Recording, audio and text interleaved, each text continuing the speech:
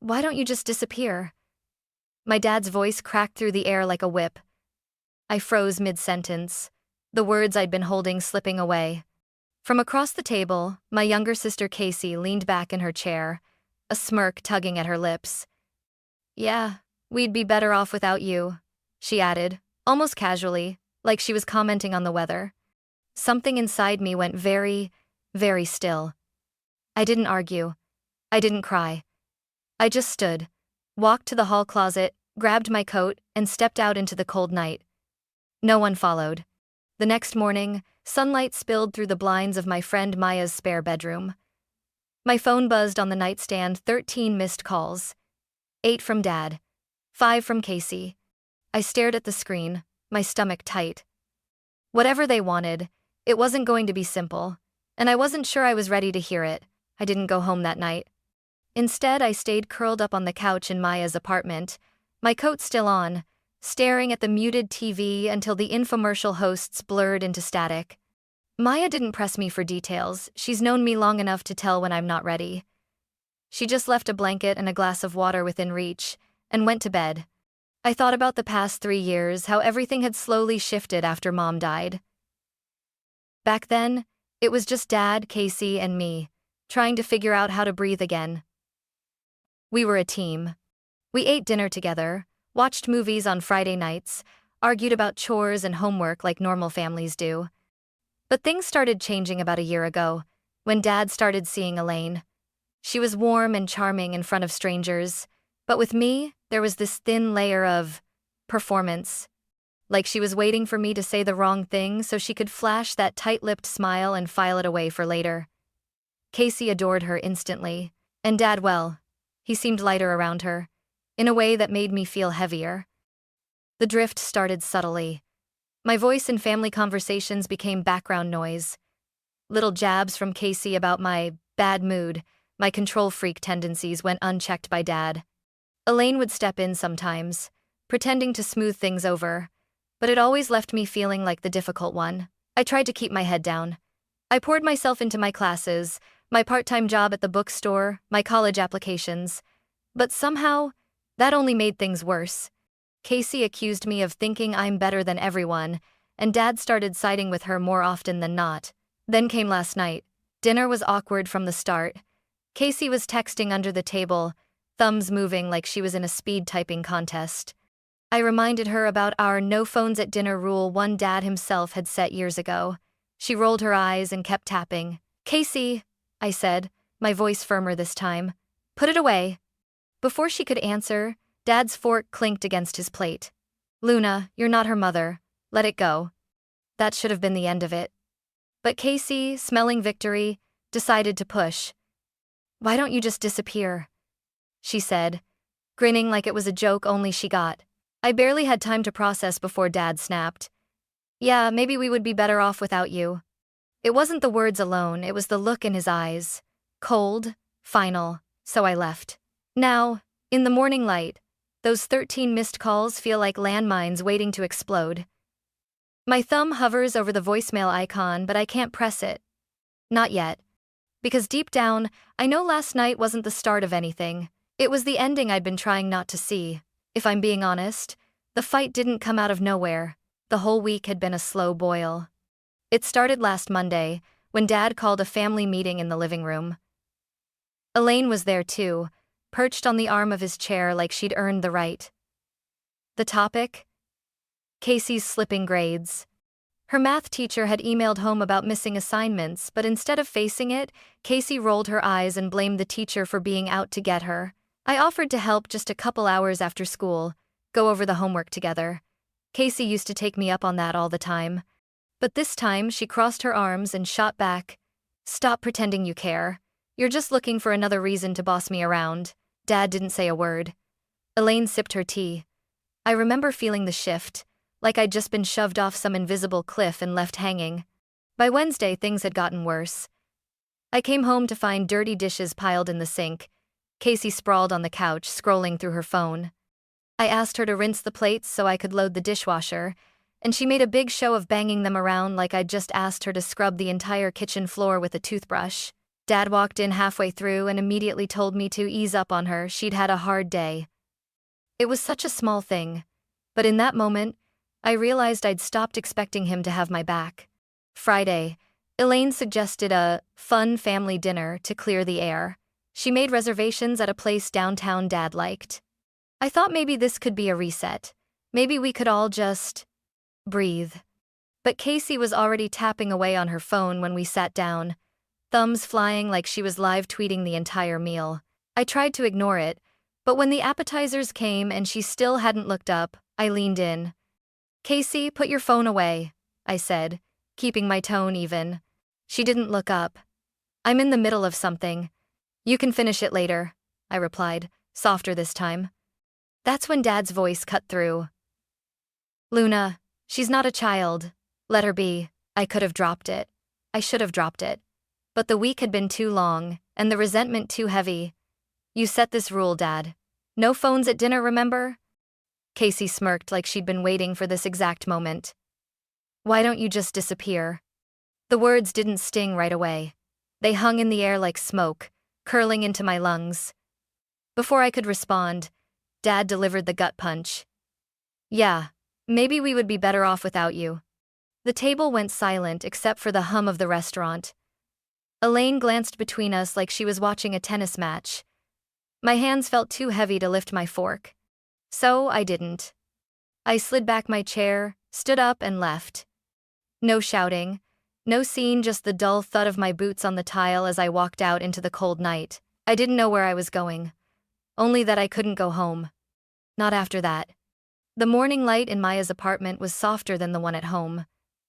There, it always seemed too sharp, bouncing off the white walls and making every flaw stand out. Here, it filtered through gauzy curtains, almost enough to make me forget the night before. Almost. The 13 missed calls still sat on my phone like a row of warning lights. I didn't listen to the voicemails. I didn't open the texts. Instead, I made coffee, thanked Maya for letting me crash, and told her I needed to swing by the house to grab a few things. She offered to come with me. I told her no. I wanted to face it alone. The drive felt shorter than usual, though my stomach knotted tighter with every street I passed. Pulling into the driveway, I noticed Dad's truck was gone, but Elaine's silver sedan sat in its usual spot. The first thing I saw when I stepped inside was the living room wall. It used to be cluttered with framed photos, holidays, school events, the three of us smiling like we had nothing but time ahead. My graduation picture was gone. The family trip to Colorado? Still there, but my body had been neatly cut out, leaving an awkward gap between Dad and Casey. I moved closer, scanning frame after frame. Every single photo with me in it had been altered or removed entirely. Even the little 4x6 from the county fair, the one Casey begged me to print because we'd won matching stuffed bears. The coffee in my hand went cold. "What the hell?" I whispered, more to the empty room than anyone else. That's when Elaine appeared in the doorway, holding a laundry basket. She froze for a fraction of a second before plastering on a smile. "Luna, you're home." "Not for long," I said, keeping my voice flat. "Where are the photos?" Her smile tightened. "Your dad thought it might be best, given how tense things have been." "Best for who?" I shot back.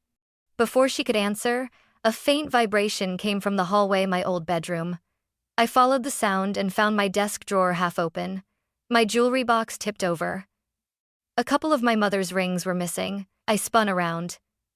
"Elaine, where are my things?" She shifted the basket to her other hip. "You'll have to ask your father."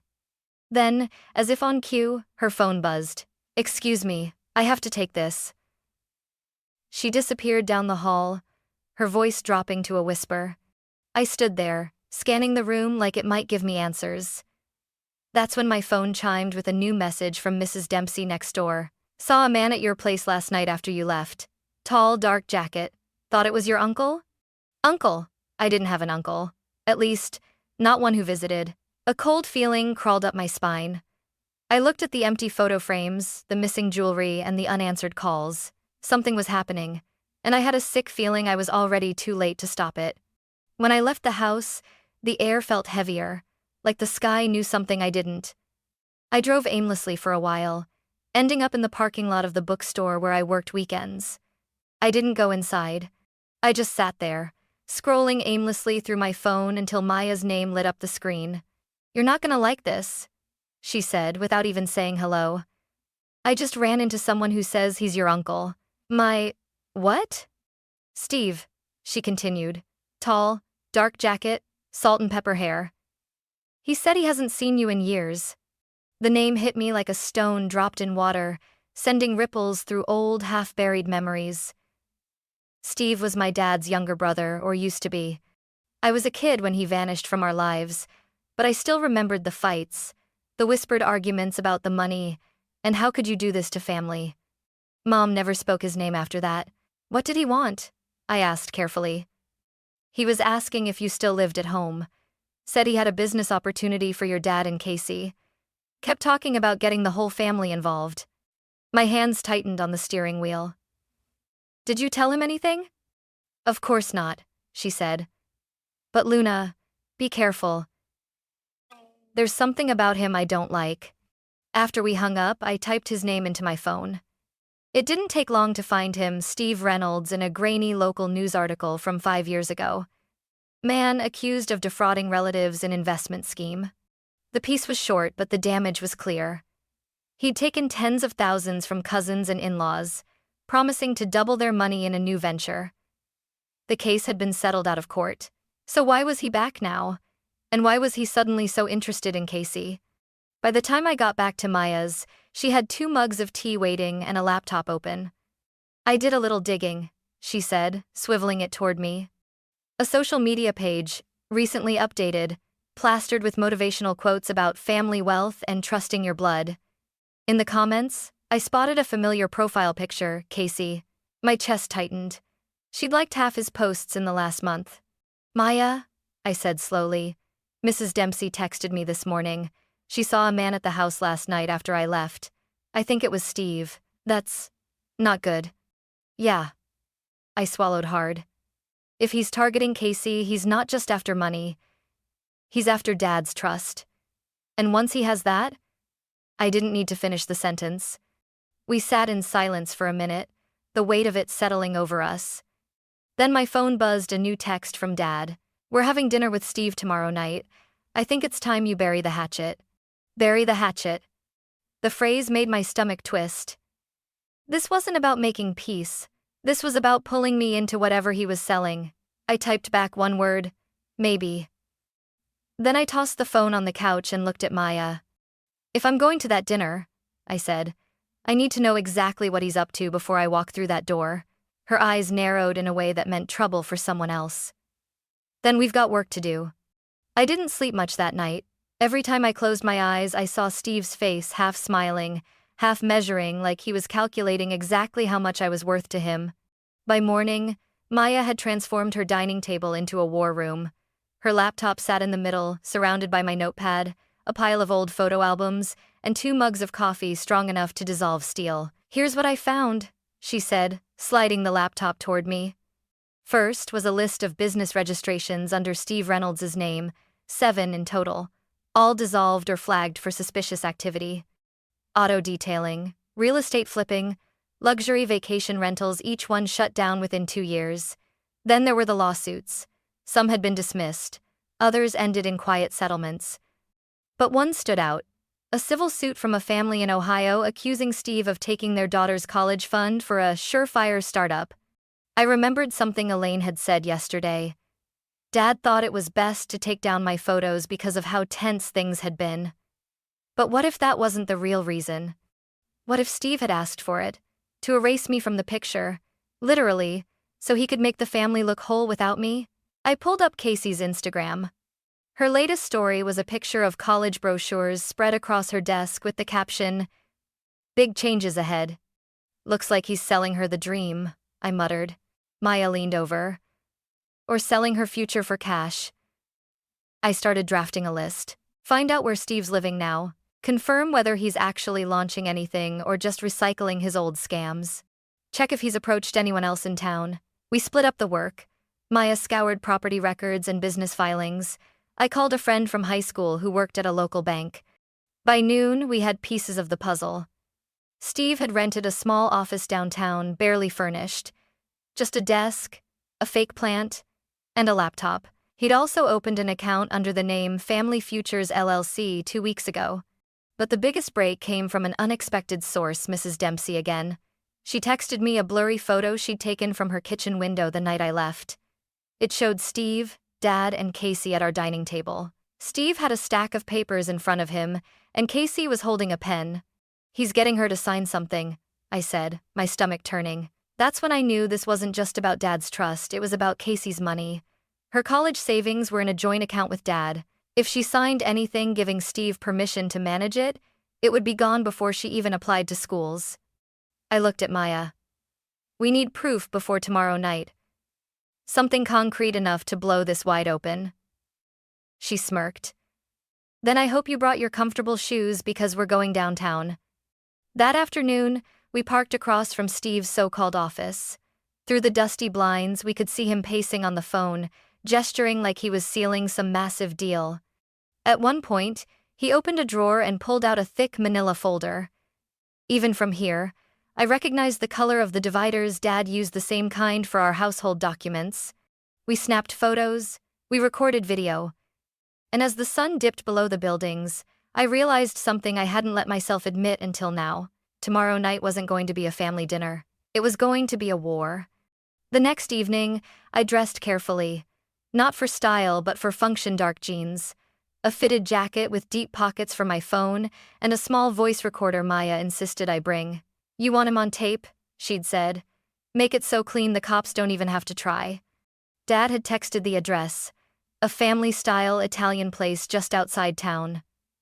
When I pulled up, I spotted his truck and next to it, a shiny black SUV I didn't recognize.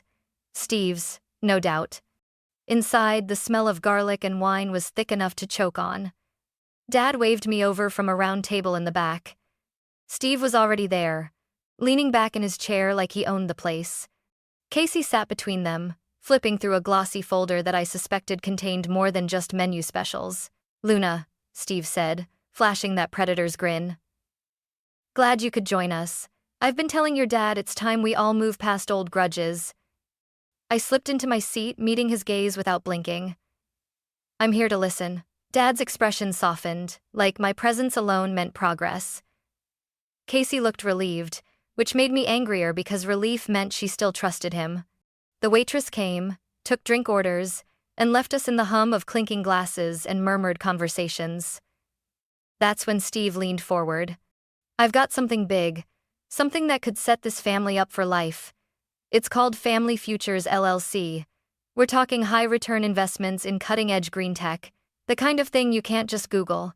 He chuckled, like that was charming. I let him talk, let him spin his web about limited openings and trusted insiders. He even slid the folder toward me. Inside were pages of projections, all in flashy colors but with numbers that didn't add up if you looked too closely. At the back was a contract pre-filled with Casey's name and Dad's signature line. Casey glanced at me nervously. "It's just an investment, Luna. Uncle Steve says it's guaranteed." I took a slow sip of water. "Guaranteed? Like the vacation rentals in Ohio? Or the real estate flip in Nevada?" Steve's smile faltered. "Those were learning experiences." "Right," I said, pulling my phone from my pocket. "Because I learned something too. That you've been sued in 3 states, that you drained another girl's college fund 5 years ago, and that you've already set up a bank account for this LLC with only your name on it." Dad's brow furrowed. "Luna." "No, Dad," I cut in, my voice shaking but loud enough to carry. "You need to hear this. He's not here to bring the family together. He's here to take everything from Casey the way he's taken from everyone else." Steve laughed, but it was brittle. "You've been doing some snooping. Cute. But you don't understand." I hit the record button on my phone. "Then explain why Mrs. Dempsey saw you at our house the night I left. Explain why you were getting Casey to sign papers when Dad wasn't home." Casey's eyes darted between us. "Uncle Steve." "Is that true?" He didn't answer. Instead, he reached for the folder, but I put my hand on it first. "Not tonight." That's when Maya's backup plan kicked in. From the corner of the restaurant, 2 men in plain clothes stepped forward. Detective Harris from the county sheriff's office and a state investigator Maya's contact had tipped off.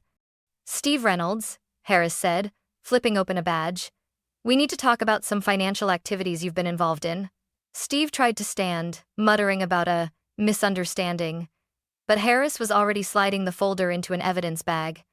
The state investigator retrieved my phone, checked the recording, and gave me a small nod. Dad looked stunned, his mouth opening and closing like he was trying to form words that wouldn't come. Casey's face was pale, her hands clenched in her lap.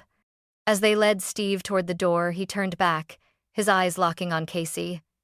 "Sweetheart, don't let her turn you against me. I'm your family." Casey's voice was barely above a whisper, but it was steady. "She is too." The door closed behind him and the room seemed to exhale. I leaned back in my chair, my pulse still pounding. "Dad," I said quietly. "I told you I was here to listen. I just wasn't listening to him." The restaurant felt strangely quiet after Steve was gone, like the air had shifted. The clinking of glasses and low hum of conversation returned slowly, as if the other diners weren't sure it was safe yet. Dad sat back in his chair, rubbing his temples. "Luna, I don't even know where to start." "Try with, thank you," I said, softer than I expected. My voice was tired, not sharp. Casey was still staring at the empty space Steve had left behind. "I didn't know," she whispered. "I swear, Luna, I didn't know he was lying." I turned to her. "I believe you. He's good at this. Too good. But you can't just trust someone because they share your blood." She nodded, tears spilling over. He made it sound like we'd finally be a real family again, like things used to be." Dad let out a long breath. "I wanted to believe that too. I guess I let that cloud my judgment." He looked at me then, eyes heavy with guilt. "I sided with him and with Casey when I should have been listening to you." For a moment, none of us spoke. The waitress brought the check, but Dad waved her away. "Keep it open. We need dessert." It was his awkward way of saying we're not done here. Over tiramisu and coffee, I told them everything: how Maya and I had tracked Steve's businesses, the lawsuits, the bank account in his name. I even played the recording for Dad, letting him hear Steve admit to past learning experiences in his own words. By the end, Dad's face was set in something harder than guilt. It was resolve. "Tomorrow," he said, "we go to the bank. I'm moving Casey's college fund somewhere safe." Casey gave a small, grateful smile. "And maybe I should stay off Instagram for a while." When we left the restaurant, the night air was cool and damp, the kind that smells faintly of rain. Dad offered to drive me back to Maya's, but I shook my head. "I'll walk. I need some air." Casey surprised me by slipping her arm through mine. "Can I walk with you?" I hesitated, then nodded. We didn't say much, just let the quiet settle between us. Halfway down the block, she spoke. "Remember when we used to get ice cream after my soccer games, even if we lost?" "Yeah," I said, smiling faintly. "Can we do that again sometime?" "Yeah," I repeated, and this time it felt like a promise. By the time we reached Maya's building, I realized something important. Steve had tried to fracture us, to turn our trust into a weapon. But maybe, just maybe, this was the start of putting the pieces back together. And unlike Steve's promises, that was something worth investing in. 2 weeks later, the official letter came. Steve was being formally charged with multiple counts of fraud. The detective told us my recording and the folder from that night had been the nail in the coffin. Dad closed Casey's old joint account and set up a new college fund that only she could access when she turned 18. "This is yours," he told her. "No one touches it, not even me." Casey's smile was small but real. She'd started coming by my room more often, sometimes just to sit and scroll on her phone while I worked on homework. Other times, to actually talk. One Friday night, Dad suggested we cook dinner together, his famous spaghetti sauce, the one Mom used to make. We laughed over burnt garlic bread and too salty pasta, but it felt good. After dinner, Casey grabbed her jacket. "Ice cream?" she asked. I didn't even hesitate. "Yeah." We walked down to the same shop from years ago. The owner still remembered us, still called me the quiet one. Over mint chocolate chip and rocky road, Casey leaned against the table. You know, for a while I thought family just meant who you're related to. But I think I get it now, I smiled. Real family protects you, even if they have to protect you from your own blood. She clinked her spoon against mine in a tiny toast. Guess that makes you the real thing. And for the first time in a long time, I didn't feel like I was disappearing at all.